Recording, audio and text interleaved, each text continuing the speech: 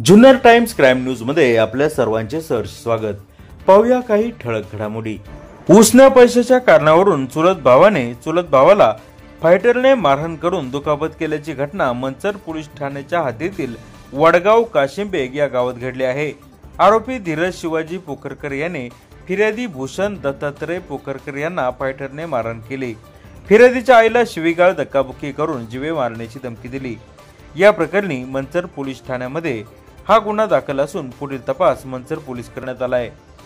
घरी एकट्याच चाललेल्या 23 वर्षीय महिलेच्या पाठीवर थाप मारून टॉप फाडून तसेच व्हिडिओ डिलीट कर अन्यथा तुझ्या नवऱ्याला धंद्याला बसवील अशी धमकी देणाऱ्या नंदकुमार उर्फ भाऊसाहेब बोराडे यांच्यावर पीडित महिलेने गोडेगाव पोलिसांमध्ये विनयभंगाचा गुन्हा दाखल केलाय। विशेष म्हणजे ही घटना 15 तारखेला घडली असे फिर्यादीत नमूद असून 4 दिवसानंतर बोराडे यांच्यावर हा गुन्हा दाखल करण्यात आलाय। बोराडे यांनी यापूर्वी काही लोकांवर ॲट्रॉसिटी अंतर्गत गुन्हा दाखल केला होता। या गुन्ह्यानंतर बोराडे यांच्यावर आता विनयभंगाचा गुन्हा दाखल करण्यात आलेला आहे।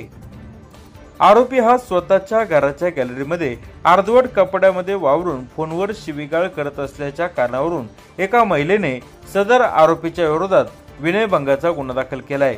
श्रीकांत साऊ राहणार करडे तालुका शिरूर असं गुन्हा दाखल करण्यात आलेल्या व्यक्तीचं नाव असून साऊ यांना 2 दिवसांपूर्वी हायवा गाडी ही कंपनीमध्ये का लावत नाही असा जाब विचारत काहींनी मारहाण केली होती। याबाबतचा गुन्हा साऊ यांनी दाखल केलेला होता, परंतु आज साऊ यांच्यावर विनयभंगाचा गुन्हा दाखल करण्यात आलाय। याबाबतचा अधिक तपास शिरूर पोलीस करत आहेत। नोकरी लावतो असं सांगत 50,000 रुपयांचा चेक व 20,000 रुपये रोख घेऊन नंतर नोकरी न देताच फोन घेणं बंद केल्याप्रकरणी तुषार कल्याण काळे राहणार रांजणगाव गणपती शिरूर यांच्यावर फिर्यादी शुभदा तुळशीराम बारसे राहणार यवतमाळ यांनी फसवणुकीचा गुन्हा दाखल केलेला आहे।